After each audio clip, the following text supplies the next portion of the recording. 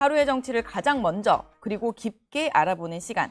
정치의 속을 풀어드립니다. 정치 속풀이 오늘도 세 분 모셨습니다. 안녕하세요. 네, 안녕하세요. 오늘 엄청 날씨가 추운데 와주셔서 감사합니다. 너무 춥습니다. 감기 진짜 조심하세요. 너무 추웠습니다. 오늘은 약간 살 오그라드는 안내 멘트가 없네요. 안나멘트 이제 해야죠. 하실 거예요? 추위 인사를 먼저 하고. 너무 좋습니다, 부장님. 네. 꼭 해주십시오. 서운해할 뻔하셨나봐요. 그러니까 약간 예. 기다리신 것 같은데 일단 소개를 시작해 보겠습니다. 야당의 공세를 다 막아내는 정치 방공망 대통령 수비라인의 핵심 전력 김지호 더불어민주당 대변인 오셨습니다. 반갑습니다. 안녕하세요. 수려한 외모에 유려한 언변을 얹어 신사적 품격으로 평론의 미학을 완성한 국민의 대변인 정광재 동현정치연구소장님 모셨습니다. 반갑습니다. 네. 네. 만족하셨습니까? 네. 국민의 힘 대변인이 아니라 이제 국민의 국민의 대변인. 대변인이군요. 네, 한쪽에 치우치지 않는 균형 감각과 판을 먼저 읽는 해안으로 정치판에 새바람을 일으키고 있는 이기인 개혁신당 사무총장님도 오셨습니다. 안녕하십니까. 네, 오늘 추위가 너무 정말 장난이 아니어서 먼저 인사를 드렸습니다. 일단 오늘 속풀이 가장 먼저 정광재 소장님이 준비해 오신. 이 정도 추위는 추위도 아니죠. 겨울은 또 추워야. 네, 제가 또 대한민국에서 제일 춥기로 유명한 네, 연천 출신인데. 네. 오늘의 속풀이 이재명 대통령이 어제 정청래 민주당 대표 또 한병도 신임 원내대표를 청와대로 초청해서 네. 저녁을 먹었습니다. 지금 이재명 대통령의 속내 어디에 있을까? 혹시 그 앵커님은 권력자의 삼심이라고 들어보셨어요? 여기 권력자의 가운데 삼심? 권력자의 삼심. 삼심? 들어보셨어요? 삼심. 세 가지 마음. 세 가지 마음. 뭔가요? 첫 번째 의심, 의심. 두 번째 욕심, 음. 세 번째 변심입니다. 최고 권력자는 이 세 가지 마음이 어떻게 변할지 자기도 네. 몰라요. 정청래 민주당 대표를 두고 혹시 반명이십니까? 이렇게 얘기했잖아요. 그렇죠. 어제 그렇게 말을 했다고 나왔습니다. 말이 왜 무거운지 아세요? 말에는 뼈가 있기 때문에 무겁습니다. 뼈가 있어서 무겁다. 언중유골이라고 하는데 혹시 반명이십니까? 라는 말이 굉장히 농담처럼 들리잖아요. 그러니까 저는 친명이고 친청이다. 친청은 청와대의 줄임말이라고 해서 얘기를 했는데 영화 사도에 보면요. 영조에 대해서 사도세자가 왜 저를 이렇게 미워하십니까? 라고 하니까 그 영조가 무슨 말을 하냐면 넌 존재 자체가 영모다. 그러니까 이 사람이 죽어야 네. 이 사도세자는 권력을 잡게 되는 거니까 그 존재 자체가 영모라고 얘기를 하는 장면이 나오는데 권력이 그만큼 부자지간에도 분점할 수 없는 거라고 해요. 어제 혹시 반명이십니까? 라는 말 속에는 그런 그 언중유골이 있었다. 언중유골이 지금 내가 있었다. 취임한 지 네. 7개월밖에 안 됐는데 지금 본인은 부인하고 자신은 친명이고 친청이고 얘기를 하고 있지만 그 진정성을 제대로 믿기 어렵다라고 생각할 것 같아요. 그 말에 그런 뼈가 있었다. 이기인 소장님은 어떻게 들으셨습니까? 저도 좀 비슷한데요. 네. 저는 삼심이라고 하시길래 약간 초심, 중심, 뒤심 같은 거 얘기하실 줄 알았는데 다른 해석을 해가지고 좀 놀랍기도 하고 저는 뭐랄까요? 그 농담을 빌려가지고 뭐 충성도를 확인하기도 하고 결속력을 확인하고 하는 뭐 그런 일환이라고도 보이는데 한편으로는 약간 붙잡으려는 자의 불안함이 느껴졌어요.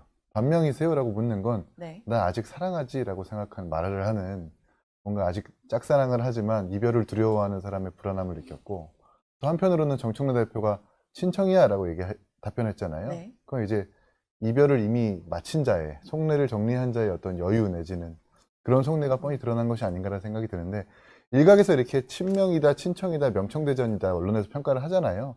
아무래도 그런 구도 청와대와의 관계를 좀 고려한 이재명 대통령의 약간은 불편한 심기를 이렇게 농담으로 풀어내는 뭐 그런 의미가 아니었나 생각합니다. 뼈도 있고 사랑도 있고 어떻게 이제 보셨어요? 저희 민주당은 사실은 윤석열 정권의 그 폭정을 같이 겪으면서 어떻게 보면은 이재명 대통령, 정청래 대표 그리고 많은 지도부에 있는 구성원들이 정말 그 당시에 윤석열 정권이 무서웠습니다. 그리고 그 공포 속에서 그 3년간 하루하루를 버티면서 그 사선을 넘나드는 그런 전우회로 똘똘 뭉쳤기 때문에 밖에서 보기에 잘 이해가 안 가는 부분도 있을 것이에요. 그런데 저는 어제 그 말이 어떻게 보면은 정청래 대표와 이재명 대통령은 오랜 친분이 있는 친구였고 동지였고 전우였고 당대표 그리고 대통령으로서 정말 격이 없게 이야기를 나눌 수 있는 그런 모습을 보여준 거라고 생각하고요. 국민의힘에서는 사실은 그렇습니다. 윤석열 대통령과 한동훈 전 대표의 관계, 그리고 장동혁 대표와 한동훈 전 대표의 관계, 네. 이런 모습들이 굉장히 친했던 사이지만 권력과 관한 뭔가 조금의 이권이 생기면 바로 돌아서는, 저희는 그냥 좀 이런 말씀 드리기 뭐하지만 살모사 정치라고 얘기하는데요. 이제 그런 것에 익숙하다 보니까 살모사. 어떻게 보면 이준석 네. 대표도 윤석열 전 대통령을 만든 1등 공신인데 바로 토사구팽 되지 않았습니까? 뭔가 명분이라도 만들고 했었어야 되는데 이런 모습들이 아마도 정당의 문화로 남아있다 보니까 민주당도 그런 시각으로 보는 게 아닐까 싶고요. 정당이라는 게 정치 결사체입니다. 사이좋게 지냈으면 좋겠습니다. 네, 어제 저는 그 반명이십니까 질문이 공식 서면 브리핑을 통해서 공개된 부분이 조금 인상적이었거든요. 그러니까 이렇게 비공개에서 한 얘기는 기자들이 이제 취재를 해서 나오기도 하고, 근데 뭔가 화면을 찍은 게 아닌데 그런 농담의 장면이 서면 브리핑으로 나오니까 조금 생소하다는 느낌이 들었는데 거긴 또 뭔가 포인트가 있을까요? 아니 그것도 뭐 청와대에서 주선한 행사잖아요. 네. 청와대가 이런 권력의 상하 관계를 명확히 한번 보여줘야겠다. 그러니까 이 농담이라는 것도 권력을 갖고 있는 사람이 농담하는 겁니다. 밑에 있는 찌그러져 있는 사람이 윗사람에게 농담 잘못했다가 바로 잘려요. 그 아까 권력자의 삼심 중에 제일 조심해야 될 게 의심이에요. 의심? 권력자는 항상 제가 무슨 생각하고 있을까? 언젠가 나를 제끼려고 하는 것 같은데. 그래서 뭐 영화 넘버 3나 이병헌 씨하고 나왔었던 영화 넌 나에게 모욕감을 줬어 이거 비열한 거리인가요? 이런 뭐 조폭 영화 이런 거 보더라도 오너나 권력자나 정치 뭐 조폭의 두목이나 항상 밑을 견제하기 때문에 네. 견제를 이 사람을 하려면 다른 사람을 키우는 겁니다. 이런 식으로 견제하는데 저는 그런 마음이 좀 읽혔고 결국엔 이재명 대통령이 앞으로 당 운영과 관련해서도 지금 정무수석 바뀌었잖아요. 네. 과거보다 시간이 갈수록 당 운영하는 방향에 대해서 조금 더 자기가 그립을 가지려고 할 것 같아요. 임기 초에는 누가 뭐래도 최고 권력자니까 그런데 네. 어쨌든 대통령은 시간 가치가 줄어들 수밖에 없거든요. 그러니까 임기 말로 가면 레임덕이라는 게 생기잖아요. 그래서 조금 더 당에 대한 장악력을 이재명 대통령 좀 높여갈 거다. 저는 그렇게 예상합니다. 두 가지 측면에서 네. 제가 좀 반박 아닌 의견을 드리고 싶어요. 사실 어제 공개 최고위에서 그렇죠. 굉장히 이제 황명선 최고위원과 또 다른 의원님들 간에 좀 이견이 있었어요. 있었죠. 1인, 1인 1표제. 전당대 1인 1표제 관련해서. 그리고 이제 결정적인 것은 강덕구 의원이 최고회의를 파하고 나와서 기자들 간에 어떤 백벌 형식의 문답에서 격정적으로 그쵸. 불만을 맞습니다. 이야기하는 모습이 있었고, 오늘 바로 박수현 수석대변인의 해당 행위 발언 관련해서 기자회견을 준비하고 있었는데 그쵸. 어제 대통령과의 만찬 회장에서 깨끗이 서로 화해하고 맞아요. 오늘 강덕구 최고위원이 기자회견을 취소했습니다. 네, 글도 올리셨더라고요. 예, 그래서 전화를 받았다고. 그러니까 그게 만약에 우리 동현 연구소장님의 말씀대로 정말 사실이라면 더 갈등이 증폭됐겠죠. 근데 갈등이 더 화합되고 있지 않습니까? 그리고 그 12월 달에 1인 1표제가 이 당 중앙위에서 그쵸. 부결됐을 네. 때 그때 가장 먼저 손을 내밀어서 정청래 대표에게 힘을 실어준 사람이 바로 이재명 대통령입니다. 그때도 제가 오찬인지 만찬인지 정확히 기억은 안 나지만 네. 식사를 하면서 힘을 실어주는 모습을 보였어요. 그 이후로 지금 정청래 대표가 당내에서 리더십이 점점 공고해지는 모습을 보이고 있다. 국민의힘의 사례로 민주당을 좀 해석하는 것은 아주 많은 무리가 있다. 이렇게 좀 말씀드리고 그럼 싶습니다. 개혁신당의 시선으로 한번 봐주시죠. 예, 이걸 화합이 일단 된 게 맞습니까? 서면 브리핑까지 넣었다는 거는 정청래 대표한테 힘을 좀 실어주는 듯한 느낌도 있어요. 1인 1표제도 부결되고 최근에 어쨌든 친청 부류의 최고위원들이 3명이나 당선됐잖아요. 네. 대통령이 이제는 대통령의 시간이 아니라 자연스럽게 권력이 이양되는 것을 준비해야 되기 때문에 정청래 대표에게도 힘을 좀 달라라는 그런 의미로 해석이 가능할 것 같고요. 1인 1표제 같은 경우에는 뭐 박수현 대변인과 뭐 강두구 위원 등 뭐 실랑이는 있었지만 화해했다고 하는데, 근데 핵심인 1인 1표제를 어떻게 처리할 거냐, 그리고 이번에 당원 당규를 개정하면 이번 지도부부터 적용하지 않고 다음 지도부부터 적용한다라는 그 어떤 쟁점 사항은 다루지 않고 있잖아요. 여전히 지금 부실은 남아있다는 생각이 들고, 제가 좀 눈여겨봤던 거는 이번 최고위 선거에서 이 권리당원 50과 중앙위원 50% 비율로 투표가 됐잖아요. 중앙위원들의 그 투표율을 혹시 보셨는지 모르겠는데 90%가 넘습니다. 근데 지난번 1인 1표제가 부결됐을 때 중앙위원들 투표율을 보면 60% 조금 넘거든요. 다시 말해서 못한 게 아니라 안 한 거예요.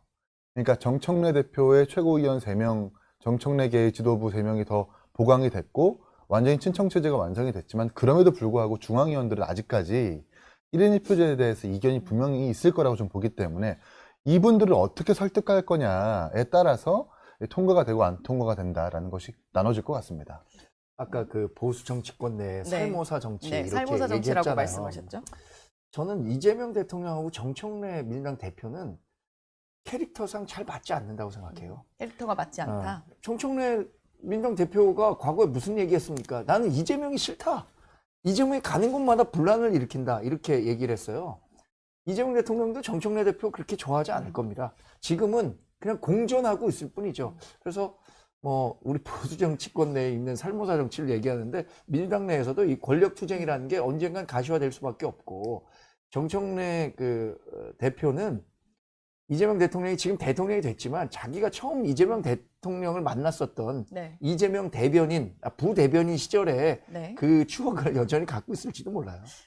어제 또 한 가지 일이 더 있었죠. 그 전에 김병기 의원이 이제 탈당을 선언하기도 했는데, 뭔가 이 일련의 상황들의 당내 상황들이 조금 충돌도 있었고 해결되는 것도 있은 뒤에 이제 만찬이 있어서 뭔가 다 연결된 게 아닌가 이런 생각도 드는데, 그런 부분은 없을까요?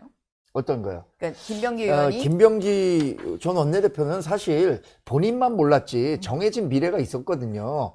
정해진 미래는 제명이었는데 어떻게 그걸 피해보겠다라고 했었지만, 저는 그 본인이 자진 탈당했지만 강선우 의원도 탈당 후에 제명 조치했잖아요. 어제 그래서 김병기 의원도 차후에 제명하지 않았나요? 일단 아니, 제명 안 탈당 이후에 했습니다. 제명 조치는 없었죠. 그냥 근데- 탈당. 근데 그거는 왜 안 왜- 하는지 모르겠어요. 네, 자신이 있다면 강선우 해야죠. 의원 같은 경우는 네. 윤리감찰단에서 조사를 하는 과정에서 당의 조사 요구에 불응하고 탈당을 한 경우고, 김병기 전 원내대표 같은 경우는 당에서 요구하는 걸 다 했고, 그 다음에 윤리심판원에 가서도 소명도 했고, 그 과정에서 당이 좀 탈당을 해줬으면 좋겠다 이런 의중을 받아들인 것이라 그건 좀 차이가 있습니다. 제명을 결국 못했고 네. 강선우 의원보다 더 많은 의혹들이 가지고 있음에도 불구하고 제명을 못했고, 어제 심지어 마지막 기자회견에서는 황당한 요구를 했잖아요. 그렇죠. 의원총회를 거쳐가지고 저를 거치지 본인을 않고. 제명하는 게 아니라 최고위원회에서 제명해달라. 이거는 더불어민주당한테 사실 정당법을 위반하라고 부탁하는 거나 다름없거든요. 정당법에는 의원총회를 거쳐가지고 의원을 제명하게 되어 있는데, 그러지 말고 나를 제명해달라고 하는 거는 나중에 가처분 내지는 수사의 무혐의가 나왔을 때 다시 돌아오는 것을 아마 포석을 두고 그렇게 말씀하신 것 같은데, 되게 황당한 요구죠. 황당한 요구임에도 불구하고 제명 처리는 하지 않고 몇 시간 뒤에 그냥 탈당서만 받는 이런 걸 보니까 여전히 김병기 대표한테 좀 끌려다니는 거 아닌가 싶고, 저는 사실 어저께 정청래 대표와 이재명 대통령 식사 자리에서 이런 유감 표명 정도 한마디는 했어야 된다고 봐요. 김병기 대표가 사실 지금의 어떤 친명 체제를 구축했었던 그런 집행자이기도 한데, 어저께 탈당과 동시에 대통령이 아무런 메시지가 안 나온다는 것은 너무 모른 체 하는 것이 아닌가 하는 생각도 들고요. 이기인 총장님이 네. 정당법 전문가시니까 이제 저런 말씀. 아니, 전문가는 아닙니다. 저런 말씀을 하시는 것 같습니다. 그런데 아무래도 본인은 이제 어제 기자회견을 했을 때 당에 더 이상 부담을 주지 않으려고 이제 그런 마음을 품은 거고, 그러면 본인이 원내대표를 했는데 의원들이 이렇게 표결을 해서 그 결정한다는 것 자체가 어떻게 보면은 서로 못할 짓 아니겠습니까? 그런 의미에서 그냥 그냥 제명해달라 그런 사례도 있으니까 얘기를 한 거고 그걸 가지고 만약에 가처분을 하고 뭐를 할 것 같았으면 3시간 후에 바로 탈당을 안 했겠죠. 사무총장이 잘 설명을 해주니까 그러면 내가 자진 탈당하겠습니다. 그리고 탈당계를 제출을 하면서 일단락이 된 거 아니겠습니까? 조금 과한 그런 해석이라고 생각합니다. 근데 오늘 보도를 보면 김병기 네. 의원에 대해서 사후 제명 처분이라고 나와요. 윤리심판원에. 그러니까 그거 사후 탈당을 윤리심판원의 사후 제명 처분이 결국에는 의원총회 과반에 네. 득표가 있어야 되는지 아닌지 그 절차적인 문제는 모르겠지만 어쨌든 김병기 의원은 이제 제명 처분이 된 거죠. 이제 어제 윤리심판원이 따로 열린 것도 아니고 아마도 취재 과정에서 그렇게 된 것 같은데 일단 탈당계를 접수하면서 일단락이 냈기 때문에 더 이상의 뭐 징계는 없는 걸로 저는 알고 있습니다. 알겠습니다.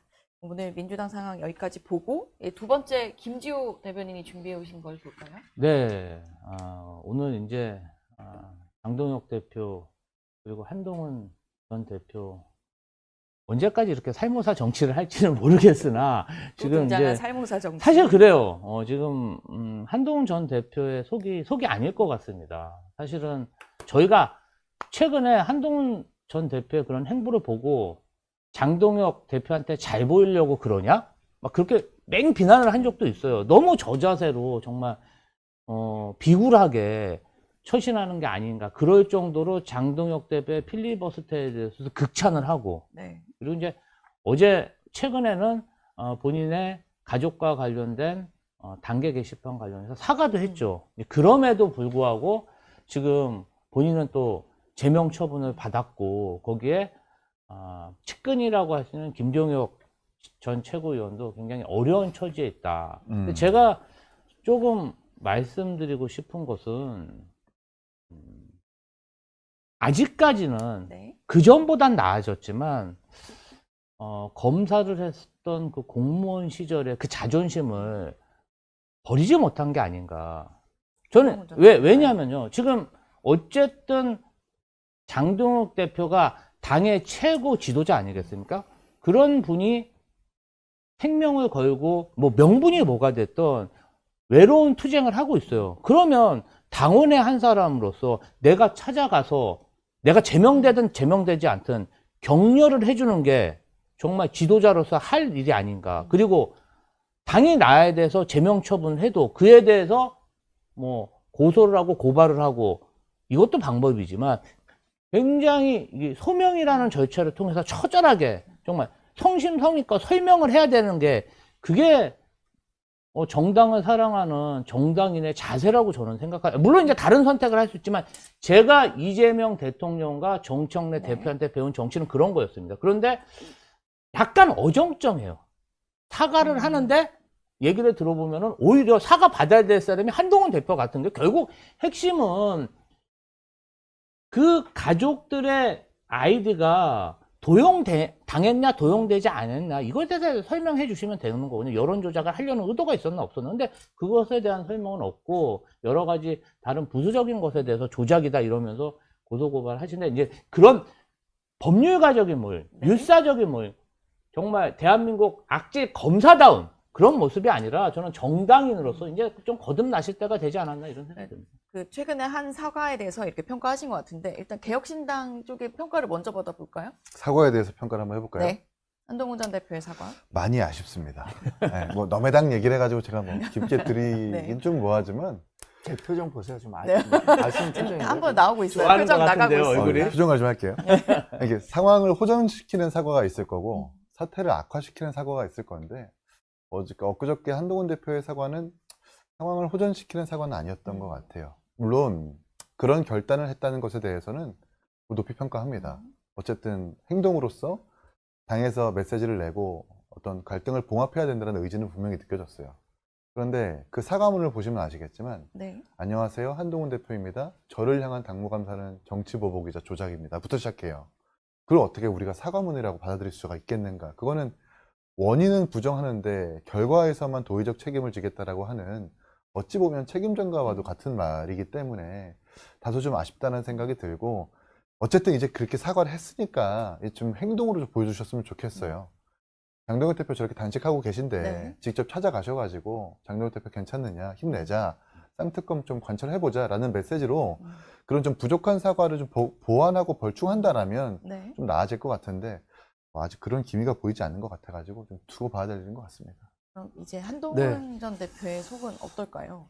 어떤 생각을 하고 계실까요? 김지호 대변인이 잘 아시네요. 속이 말이 아닐 것 같다고 네, 하셨잖아요. 말이 그럼 아닐 것 갤포스라도 하나 갖다 주면서 그런 말씀을 하세요. 지금 굉장히 속이 쓰리죠. 네. 그 이긴 총장 얘기하신 것도 뭐 제가 공감하는 부분도 있습니다. 근데 정치인들이 정말 사과라는 게 어려운 것 같아요. 왜냐하면 이 사과를 하는 순간 사과에서 끝나는 것이 아니라 하나 더 다음. 들어가거든요. 네. 맞아요. 그러니까 깐동훈 더 전 요구하죠. 대표도 이 부분에 대해서 이게 사과할 일인가? 라는 부분에서 많은 고민을 했습니다. 왜냐하면 조작 감사 이건 뭐 정말 이거는 정치 보복의 수단인데 그럼에도 불구하고 참모진들로부터 이런 사과가 필요하다는 요구를 많이 받은 것으로 제가 네. 알고 있어요. 그래서 지도자는 어떤 사람이냐? 결국에는 주위 참모들의 이야기를 다 듣고 본인이 하고 싶지 않은 일이라도 해야 하는 일이라고 생각한다면 하는 사람이라고 생각하거든요. 네. 한동훈 전 대표는 나름의 그 결단을 내린 겁니다. 그럼에도 불구하고 본인에 대한 정치 탄압에 대해서 문제를 지적하지 않을 수는 없다라고 네. 생각했기 때문에 이런 얘기를 했는데 여기서 뭐 정말로 온 그 메시지를 다 사과한다라고 했었어도 네. 지금 당권파라고 하는 분들은 사과로 끝날 일 아니다. 이것에 대해 더 큰 책임을 져야 된다라고 얘기했을 것 같아요. 물론 뭐 그건 가정적인 얘기지만 그래서 한동훈 전 대표가 앞으로 어떤 더 정치적인 그 모습을 보여줄지 제가 말씀드릴 수는 없겠습니다만 네. 어쨌든 한 걸음은 나갔다. 이 한 걸음에 대해서 평가를 하는 부분도 있고 과소평가하는 분들도 있는데 네. 그것은 결국 본인이 감당해야 하는 정치적인 숙명이죠. 한 걸음 한 나갔고. 걸음은 나간 것은 저희가 이제 법무부 장관 시절에도 계속 봤잖아요. 네. 근데 그때보다는 확실히 진일보된 것은 맞아요. 그건 평가하신다. 그런데 네. 어쨌든 사과라는 당사자가 부끄러워야 됩니다. 제가 최근에 이긴 사무총장님한테 네. 그쵸. 사과를 2번 했습니다. 그렇죠. 온라인에서도 하시고 여기 와서도 하시고 처음에 사과했더니 못 받아들여. 당신이 뭔데 사과해. 네, 이렇게 그래서 하셔서 한 번 제가 더. 한 번 더 페북에 글을 쓰면서 그쵸. 얘기했더니 그때 이제 받아들여줘서 대인배다. 제가 이렇게 말씀을 드렸는데 어쨌든 저도 그때 부끄러웠습니다. 부끄럽지만 저희 또 진영의 어떤 큰 역할을 하고는 실무자. 사과는 부끄러워야 한다. 그렇죠. 그 동지가 어찌됐든 정치적으로 이제 공경에 처해 있고 네. 또 어떻든 국민들이 보기에 소수 야당을 저희가 막대하는 모습을 보이면 안 되거든요. 그래서 제가 얘를 갖춘 것이고요. 그런데 지금 이 상황에서는 한동훈 대표가 정말 잘 생각해야 됩니다. 내가 지금 뭐 여러 사람이 정치 공학적으로 뭐 서사를 만드네 주변에서 네. 그런 얘기가 아니라 국민들이 보고 아이고 우리 한동훈이 달라졌어요. 진짜 저렇게 탄압을 받는데 저 당에 붙어 있으려고 정말 노력을 하는구나. 없음 말고가 아니고 강남 우파가 아니고 네. 그리고 타워 팰리스에서 정치하는 그런 사람이 아니라 내가 정말 국민의힘 이 보수를 세우기 위해서 이렇게 처절하게 낮은 자세로 끈을 잡고 정말 올라가는 모습을 보여줘야 되는데 네. 아직까지는 조금 기대에 미치지 못하는 게 아닌가 이런 생각이 듭니다. 예전에 뭐 조금 전에 방송 시작하기 전에 이재명 대표 시절에 이제 단식했던 이야기도 잠깐 했었는데 이제 그때 뭐 당내 당 밖 상황도 다 사실 힘든 상황이었는데 단식 이후로 뭔가 거듭난 측면도 있다라는 이야기도 나오고 있어서 지금 장동혁 대표가 저 단식 국면과 지금 한동훈 전 대표의 이 단계가 같이 맞물리면서 약간 좀 전선이 계속 내부용 같은 느낌으로 비춰지는 경향도 있는 것 같아요. 그런 부분에 대한 해석이 나오는 거에 대해서는 소장님 어떻게 보시는지 궁금해요. 굉장히 부담스럽죠. 실제로 장동혁 대표는 특검을 관철시키겠다라는 결기, 의지가 확고합니다. 네. 근데 그 시점이 제가 이렇게 얘기하면 또 한동훈 전 대표를 지지하는 측에서는 정광재도 말 이상하게 한다. 이렇게 얘기를 하는데 얘기가 어제 좀 들으셨나 봐요. 저는 이게 시점이 공교로웠다고 생각하는데 어쨌든 장동혁 대표는 하시라도 그 단식을 시작하겠다라는 생각을 갖고 있었던 것 같아요. 네. 근데 그 시점이 한동훈 전 대표의 제명 그 네. 보류 시점과 맞물렸는데 그런 의혹을 사고 있다는 것 자체가 사실 단식에 임할 때부터 부담이에요. 부담이 될 수 있죠. 이것을 정리하고 단식했다. 그러면은 네. 정말 장동혁 대표가 하는 단식에 더 많은 힘이 실렸고 한동훈 전 대표도 와서 뭐 고민할 필요도 없이 와서 같이 격려하고 동지와 단식도 할 수 있고 이랬을 텐데 당내 갈등이 치유되지 않은 상태에서 이 단식이 시작되니까 여당에서도 이 부분과 관련해서 공격하는 거잖아요. 그렇죠. 장동혁 대표 지금 사실 특검 때문에 그 단식하는 게 아니라 이 한동훈 이슈를 엎어버리려고 단식하는 거 아니냐 이렇게 얘기하고요. 당 내에서도 그런 평가가 나오니까 하나로 모아도 모자랄 판에 그런 의혹의 시선을 받는다는 것 자체는 굉장히 부담이죠. 근데 그런 내부형 평가가 충분히 있을 수 있는데 그럼에도 불구하고 그런 평가를 하면 안 되는 거예요. 밥 굶는 사람한테 그런 의심을 하면 안 됩니다. 그런 게 터부시 되는 게 우리나라이기 때문에 네. 그것보다 빨리 상특검에 대해서 일부러라도 집중하고 관심을 갖고 하는 게 이 당의 단합에 대해서 훨씬 더 도움이 되는 길이라는 생각이 듭니다. 아, 저희도 사실은 장동혁 대표가 날씨가 춥잖아요. 네. 이 추운 날씨에 그렇죠. 저렇게 텐트에서 자고 단식하는 게 굉장히 우려스럽고 저희도 부담이 큽니다. 네. 하루속히 좀 단식 상황에서 벗어났으면 좋겠고 우리 신임 홍익표 정무수석이 네. 빨리 좀 찾아뵀으면 좋겠습니다. 추가로 첨언하자면 네. 정청래 대표가 장동혁 대표에 대해서 단식을 좀 조롱하시던데 청개구리 짓이라고 하고 네. 별말 다 쏟아내시던데요. 그래도 과거에는 본인을 이렇게 혹사시키면서 상대의 각성을 촉구하는 단식에 대해서 네. 존중하는 분위기가 분명히 있었거든요. 근데 최근의 정치는 그런 금도가 완전히 사라진 것 같아서 유감이고 하루라도 빨리 정청래 대표, 홍익표 정무수석이 아니라 정청래 대표가 찾아가가지고 네. 단식의 중단을 촉구한다든지 쌍특검에 대해서 좀 전향적으로 논의를 해보겠다라고 하는 긍정적인 답변을 주시는 게 맞는 것 같습니다. 김주호 대표님 말만 그러실 게 아니라 정청래 당 대표에게? 그 대표실에 가서 뭘 명분을 좀 주셔야겠다라고 하면서 저라도 건의 좀 어떻게 하세요. 한번 찾아가서 그러니까 한번 이- 위로를 예, 좀 드릴까요? 많은 사람들이 얘기하잖아요. 단식 결심하기는 쉽지만 나오기가 어렵다. 그쵸. 그럼 그 나올 수 있는 계기를 마련해 줘야 되는 거 아닙니까? 지난 2019년에 황교안 전 대표 정말 8일 만에 네. 사실 그거 생각하면 이재명 대표는 당시에 24일 했다는 게 맞아요. 믿겨지지가 않아요. 24일을 하셨죠. 그러니까 퇴근 이후에 뭐 했는지 모르겠지만 하여튼 보수 진영에서 하면 8일, 9일이면 다 실려가는데 진보 진영에서 하면 20일 넘게 하는 것도 참 미스테리예요. 어쨌든 제가 드리려고 하는 말씀은 민주당이 그 협치, 대통령이 항상 얘기하는 게 협치잖아요. 그런 계기를 마련할 수 있는 명분을 줘야 단식 국면도 마무리될 수 있습니다. 알겠습니다. 립 서비스만으로는 끝날 수 있는 게 아니죠. 알겠습니다.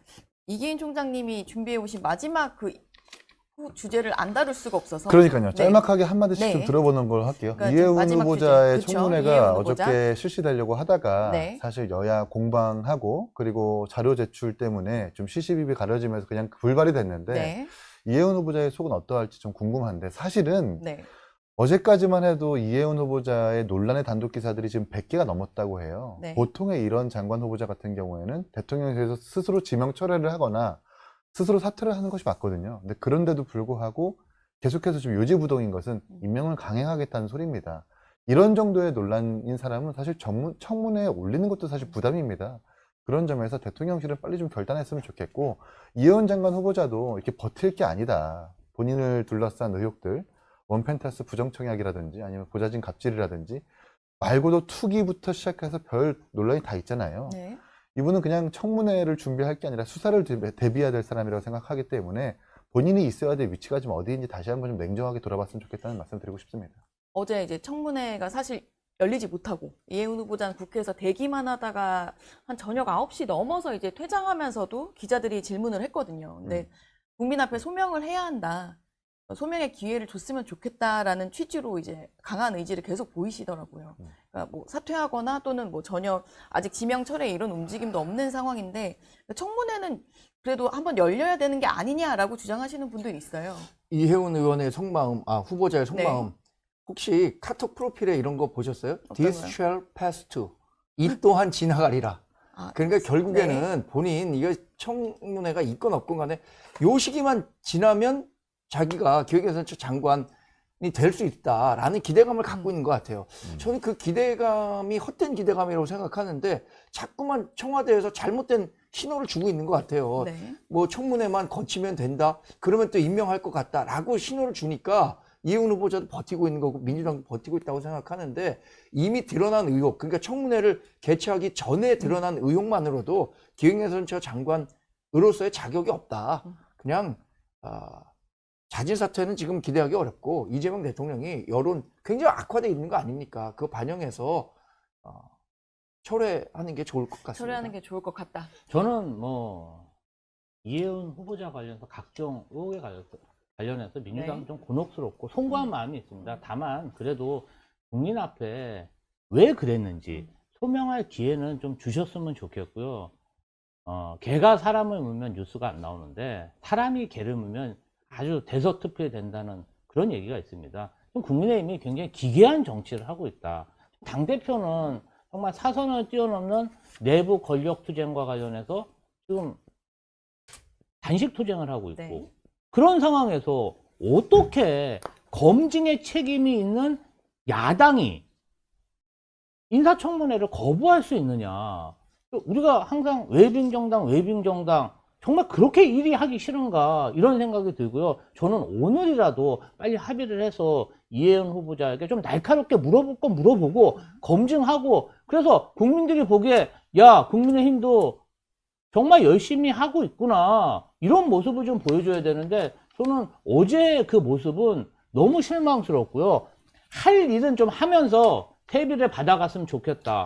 그런 생각이 들었습니다. 그 아주 짧게 네. 첨언하자면 어저께 청문회에서의 그 쟁점은 청문회를 하지 말자가 아니라 청문회를 할 거면 제대로 하자. 그러니까 이혜훈 장관 후보자는 빨리 자료를 가져와라예요. 그렇죠. 자료 제출을 거의 하지 근데 않으셨다라고 2,100건 중에 주장하셨죠. 400건밖에 자료를 제출 안 했고 뭐 차이가 있는데 자료를 제출했다라는 그 자료를 보면 자료를 낼 수 없습니다라는 자료를 냈다라는 거예요. 그 말이 안 되는 거잖아요. 그러니까 제대로 청문회를 하기 위해서 제대로 청문이 이루어지기 위해서는 자료를 좀 충실하게 제출해라. 자료는 제가 네. 봤을 때 천하람 의원실에서 그냥 비망록이고 뭐고 다 나눠주면 다 있더만 뭘 근데 그 자료 자료가 얘기를 합니까? 그 자료가 뭘, 대통령 자기도 모르는 자료를 그냥 천하람 의원실에 다 있는데 뭐 자료 핑계를 댑니까? 그걸 천하람이 제출할 수 아니 없잖아요. 녹취까지 다 넣은 마당에 무슨 자료입니까? 그 제가 자료 좀 풀어주세요. 지금 앵커 속마음이 네, 빨리 저에서- 끝내야 되는데 저는 그보다 더 짧게 아니, 할게요.